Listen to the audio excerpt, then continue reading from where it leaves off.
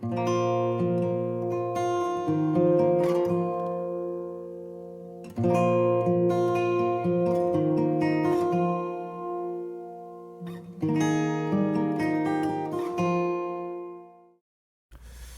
안녕하세요. 오늘은 성령의 인도를 받는 기도에 대해서 살펴볼까 합니다. 예수 그리스도를 믿는 모든 성도들 안에는 성령님께서 내주에 계십니다. 성령님께서 여러 가지 역할들을 하시는데 그 중에 하나가 우리의 기도를 도우신다는 거예요. 우리가 무엇이 내게 가장 좋은 것인지 어떻게 마땅히 기도할 바를 알지 못하되 성령님께서 말할 수 없는 탄식으로 우리를 위하여서 간구하신다고 말씀하고 있습니다. 근데 우리가 어떻게 성령의 인도를 받으면서 기도할 수 있을 것인가? 먼저 성령의 인도를 받기 위해서는 마음에 여유가 있어야 합니다. 무슨 말이냐면 이것저것 바쁘고 분주한 일 속에서 여러 가지 일들이 있는데 내가 이거 빨리 끝내고 기도 빨리 끝내고 이 일 해야지 이렇게 마음을 먹으면 기도에 집중하기가 굉장히 어렵고 기도에 몰입이 잘 되지 않습니다.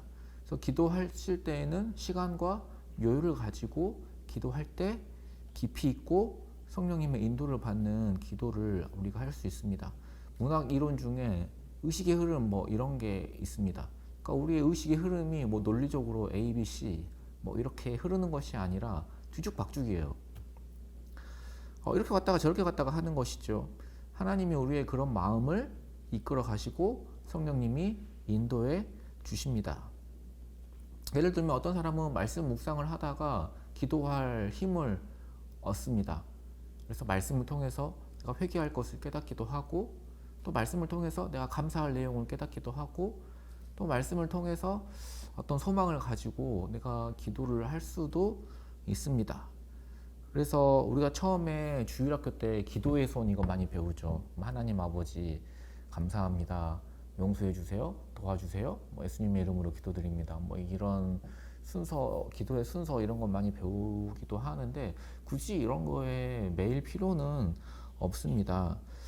그래서 말씀을 묵상하다 보면 회개할 일이 확 다가오기도 하고요. 또 그런 경우에는 계속 앉아서 이렇게 회개만 할 수도 있고 또 어떤 경우에는 기도 내내 감사만 이렇게 할 수도 있습니다. 그것이 성령이 우리의 기도를 인도하는 법이죠.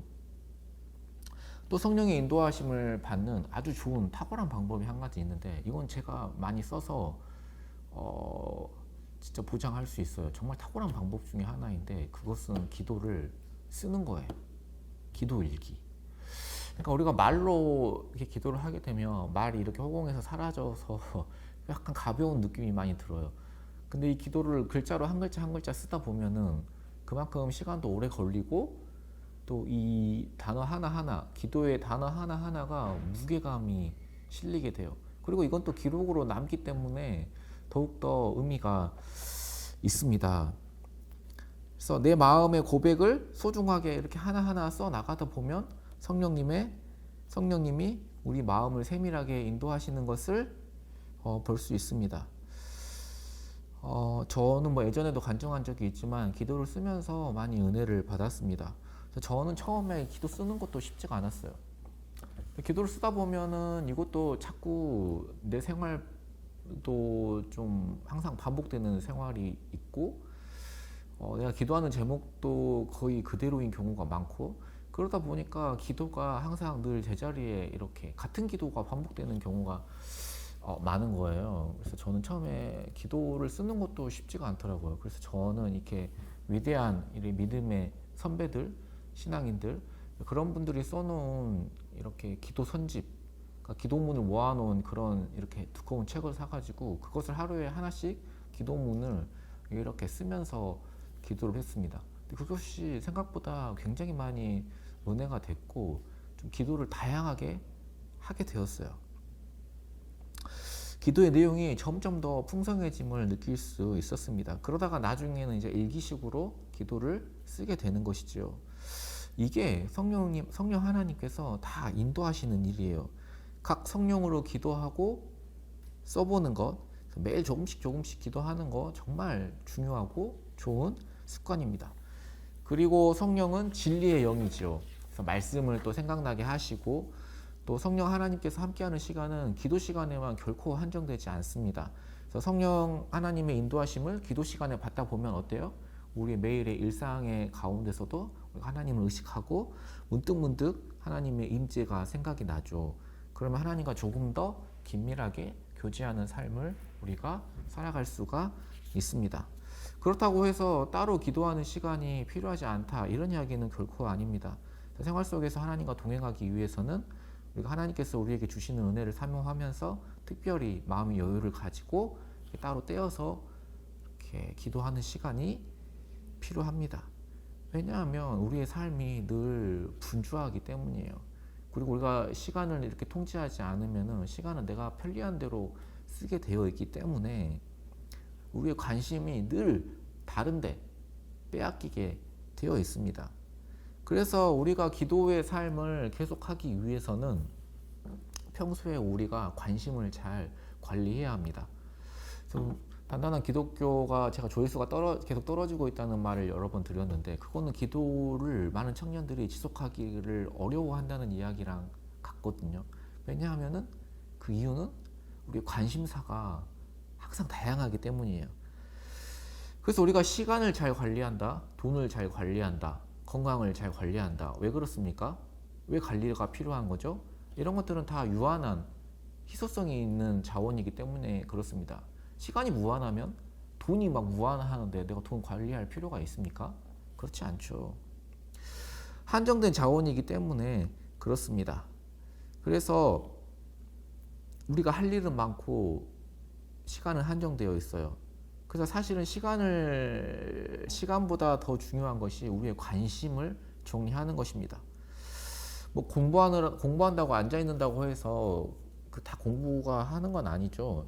책상 앞에서 열심히 하려고 하면 딴 생각이 드는 거예요. 관심을 다스리지 못하는 것입니다. 하나님이 우리 마음을 다스리면요, 관심을 다스릴 수 있고, 내 마음에 그리스도의 집, 이런 책도 있는데, 내 마음이 하나의 공간이라고 한번 생각해 보십시오. 무한정이 아니고 딱 정해진 공간입니다.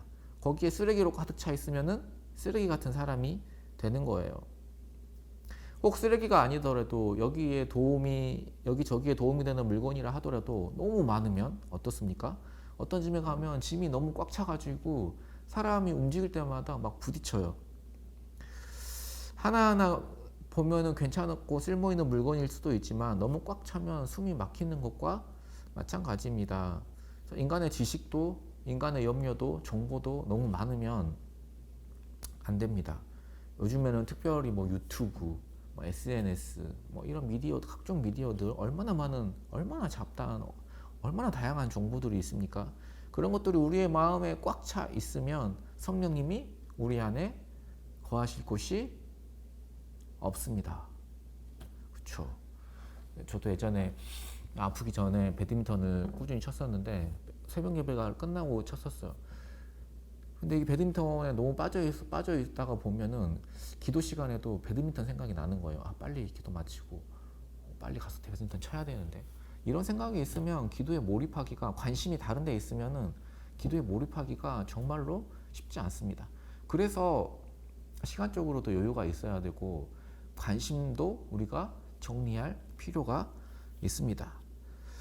우리가 기도하는 사람이 되려면은, 그리고 기도를 지속하는 사람이 되려면은 관심의 정리가 반드시 필요합니다. 잠언 4장 23절, 모든 지킬 만한 것 중에 무릇 내 마음을 지키라. 생명의 근원이 이에서 남이라 말씀하셨습니다.